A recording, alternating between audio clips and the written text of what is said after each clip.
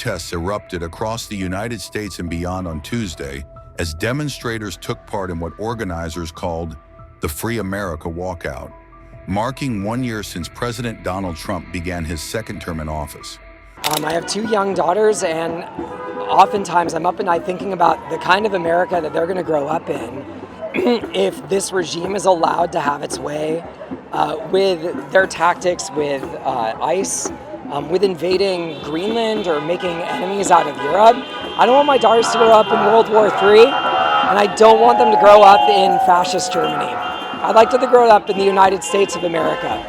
From Washington, D.C. to New York, Los Angeles, and cities overseas, thousands left work and school, urging Americans to stop shopping, disrupt daily routines, and flood social media with images of dissent.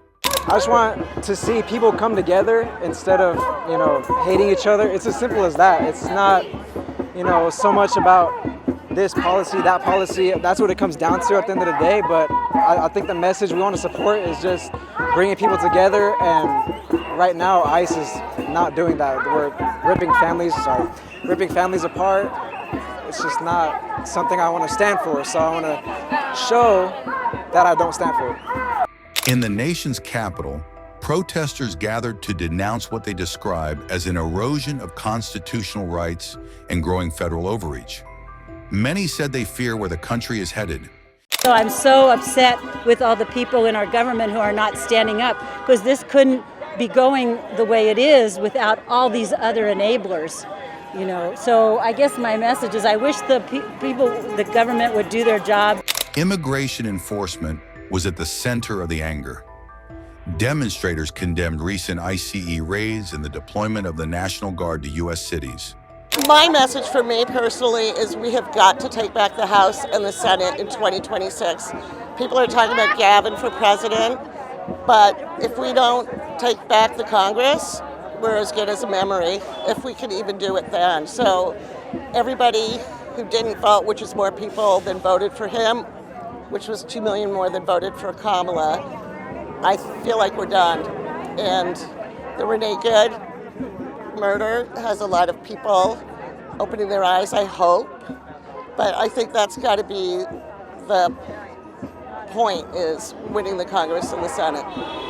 In New York City, hundreds braved sub-zero temperatures, rallying outside the New York Public Library for hours despite the bitter cold. The movement also embraced broader social demands, including a guaranteed living wage and universal health care.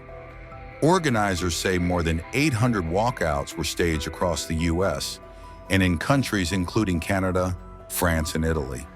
They described Tuesday's protests as only the beginning. We got the power! We got the power! We got the power! We got the power! Join me in thanking again Ms. Ayanna Gregory for that beautiful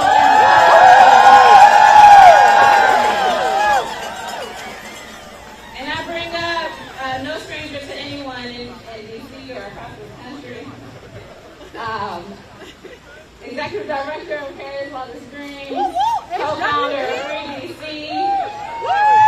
Nene Tay, let's give it up for her.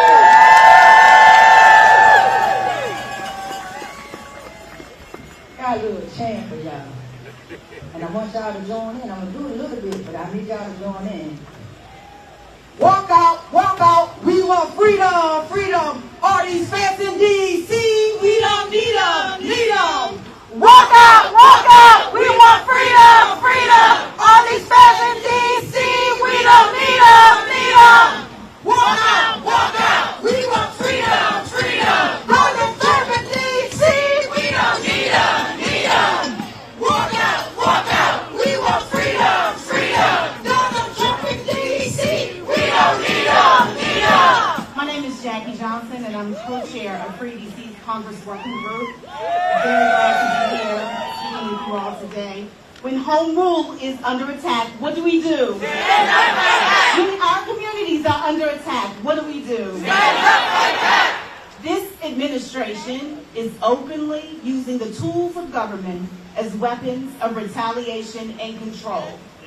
Congress itself is being used as a weapon against the people of the District of Columbia. More than 50 bills attacking D.C.'s ability to govern itself were introduced by this Congress in only about 10 months, even though the House wasn't even in session for almost a quarter. Together, right? Shame on them. Together, they formed a coordinated effort to consolidate power in the hands of the executive, weaken local democracy here in the District of Columbia, and silence communities in our city and across the country that stand in the way of an authoritarian agenda. None of those 50-some-odd bills make D.C. any safer. Just like the National Guard doesn't make D.C. any safer. None of the federal agents running around here make our city any safer. None of those bills are rooted in evidence, embraced by states and even federal statute across the political spectrum, and not one respects the simple democratic truth that the people who live in the district deserve the right to govern our own communities. Trump's attempt to seize the Capitol is a clear and urgent threat to our entire American democracy, including the governing power of the United States Congress. Over the past year, we have witnessed both Republicans and Democrats abandoning us, the people, and we must hold them accountable. Congress, you must be opposed to this occupation of Washington, D.C. Military forces should not be occupying a capital city or any city in the United States. Ignoring this occupation is dangerous. We are here taking off from our jobs, walking out, and telling Congress to take action. Hey everybody, my name is Amy and I'm a core organizer with Migrant Solidarity Mutual Aid. Over this past year, we have seen raids sweep our communities, ICE tear down people's doors, families torn apart, people disappeared and arrested without warrants off the streets. Masked agents from a whole alphabet soup of federal enforcement agencies have worked and continue to work alongside ICE and MVT, yes, MPD, to terrorize our neighbors. Our immigrant friends and neighbors have been disappeared to torture prisons in El Salvador, deported back to danger, and hundreds remain in a detention system that aims to prolong and profit off their suffering while deaths are on the rise, conditions are getting increasingly dire. And yet at every point in this past year, the DC community has responded with a loud and clear voice saying, "Free DC."